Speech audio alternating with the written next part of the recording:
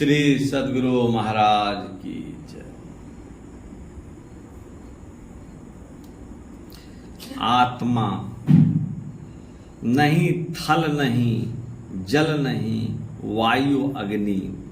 अर्थ, आत्मा या आत्मा तत्व न मिट्टी है, न पानी है, न अग्नि है, न वायु है और न आकाश ही है, और न वह सुख दिखाकर ठगने वाला पंच तमन्ना रूप रस स्पर्श गंध और शब्द ही है। नहीं वह सतोगुण है, रजोगुण एवं तमोगुण ही है, न 14 इंद्रियां ही हैं और न मूल प्रकृति ही है, जो इंद्रियों के ज्ञान से परे और बुद्धि ज्ञान से भी परे हैं। उपयुक्त वर्णित सभी तत्वों से परे जो परम तत्व स्वरूप है वही आत्मा है, वही सत रूप में आत्मा है। आत्मा न उदित स्वरूप वृक्षादि है, न उष्मन स्वरूप खटमल चिल्लर है, न अंडज स्वरूप पक्षी है और न पिंडज स्वरूप पशु एवं मानव ही है। वह विश्वरूपी भी है नहीं है और न विष्णु स्वरूपी ही है, न शंकर महादेव स्वरूपी और न ब्रह्मा स्वरूपी ही है। वर्णित रूपों से भी परे ही आत्मा का स्वरूप है। आत्मा न कठिन या कड़ा स्वरूप है, न जल की भांति तरल रूप है, न वाष्प भाप रूप है, न अंधकार रूप है, न ज्योति रूप है, न शब्द रूप है और न वह ऐसा रूप है कि जिस पर कुछ भी सट जाए। इन वर्णित सभी रूपों से परे जो है वही परम तत्व आत्मा है। आत्मा में न लचने वाला गुण है, न सिकुड़ने वाला गुण है, उनमें कंपन भी नहीं है, न वह संचालित या गतिशील ही है, नहीं उसमें विस्तार वाला गुण है, न वह अगुण है, न परमाणु है। आत्मा में न रेखा है, न किसी भांति उसकी लेखा ही किया जा सकता है और न ही बिंदु ही है। इन वर्णित विषयों से परे जो है वही आत्मा का सत्य स्वरूप है। आत्मा न स्थूल है, न सूक्ष्म है, न कारण रूप है, न प्रकट है, न जड़ अज्ञान रूप है, न चेतन अर्थात ज्ञान रूप है और न पिंड रूप है,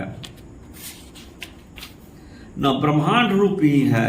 इनसे परे जो परम तत्व स्वरूप है वही आत्मा है। वह आत्मा जल और स्थल दोनों में व्यापक है, किंतु वह न तो जल है न थल ही है। अग्नि और वायु में भी वह आत्मा व्यापक है, किंतु वह न अग्नि है और न वायु ही है। वह तीनों गुणों एवं आकाश में भी व्यापक है, किंतु वह न संतोगुण है, रजोगुण है एवं तमोगुण है और न वह गगन ही है। जितनी इंद्रियां हैं वह सभी में समाया हुआ है, किंतु इंद्रियों को रूप जैसा वह नहीं है। इन सब से परे श्रेष्ठ तत्व रूप जो है वही आत्मा है। यह जो मूल माया है उसकी सब ओर से आत्मा है और उसमें व्यापक भी है। इस भांति सबसे भरा हुआ और ओतप्रोत आत्मा अचल है। उसका वर्णन सज्जन लोग हम किस भांति करें। मूल माया के कण कण में वह आत्मा भरा हुआ है, फिर भी वह माया नहीं है। आत्मा अव्यक्त से भी अव्यक्त है ऐसा कहा जाता है। इन सभी से परे जो परम तत्व रूप है वही आत्मा है, वही आत्म स्वरूप है।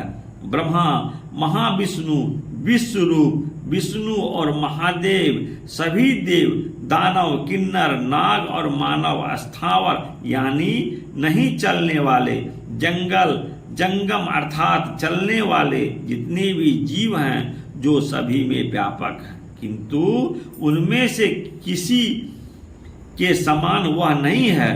वही सबसे परे और परम तत्व रूप जो है वही आत्मा है, जो मारने से भी नहीं मरता, काटने से भी नहीं कटता, सड़ाने से भी नहीं सड़ता, जो जलाने से भी नहीं जलता, जो किसी सोखने वाले वस्तु के द्वारा सुख भी सोखा नहीं जा सकता, और जो किसी के टारने से भी कुछ टारा नहीं जाता, वही सबसे परे परम तत्व रूप ही आत्मा है, जिसका न कभी जन्म हुआ है न कभी मृत्यु ही होता है, जिसमें बालपन, जवानी और बुढ़ापा की अवस्था नहीं होती, जिनमें शैशव, किशोर, यौवन और वृद्धापन ये चार अवस्थाएं नहीं, और न चारों वर्ण में से भी कोई वर्ण जाति ही कहता है। ऐसा जो परम तत्व है वही आत्मा है, जो कभी न कभी आता है न कभी जाता है, न तो वो वक्ता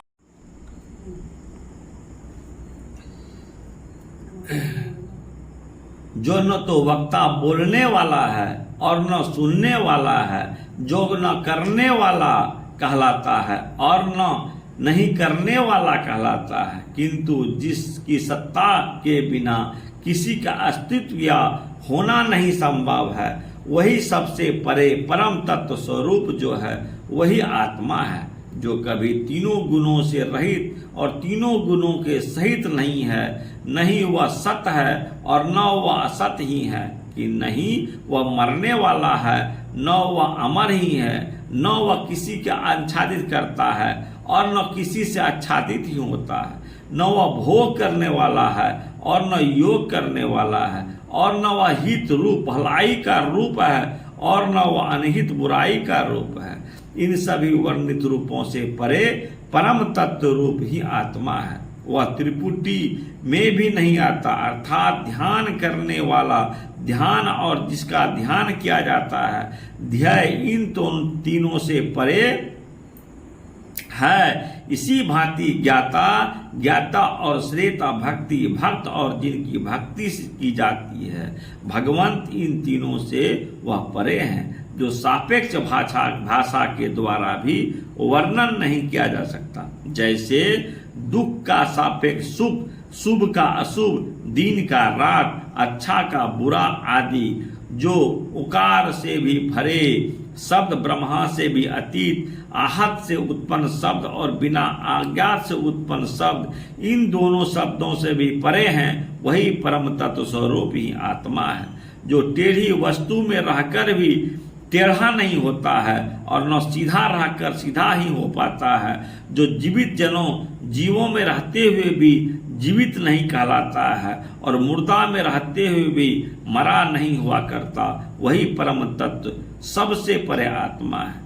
जिस भांति घड़ा के बाहर और भीतर आकाश है और वह घड़ा आकाश में ही इधर उधर फिरता है, उसी भांति विश्व में जो कुछ भी है सभी उस आत्मा के अंदर ही और उस आत्मा के अंदर रहकर ही इधर उधर या कहीं घूमता फिरता रहता है।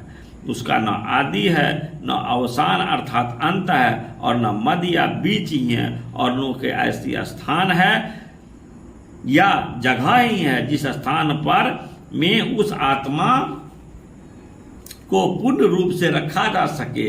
इस भांति सबसे परे जो परम तत्व है वही आत्मा है।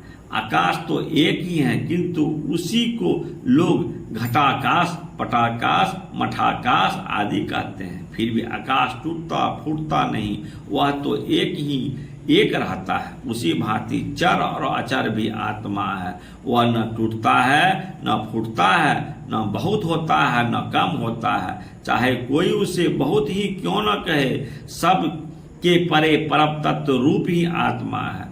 जब काल या समय नहीं था उस समय भी आत्मा वर्तमान था, ऐसा कोई समय ही हो ही नहीं सकता जब आत्मा नहीं रहेगा। काल या समय एक दिन अवश्य मिट जाएगा, पर आत्मा कभी नहीं मिटेगा। ये सारी वर्णित बातों को वे ही ठीक ठीक समझे जिनको सच्चे सद्गुरु मिल गए हो। वह आत्मा सबसे परे और परम तत्व स्वरूप है। उस आत्मा को सर्वश्रेष्ठ शरीर धारण करने वाले की बुद्धि भी ग्रहण कर सकने में असमर्थ है।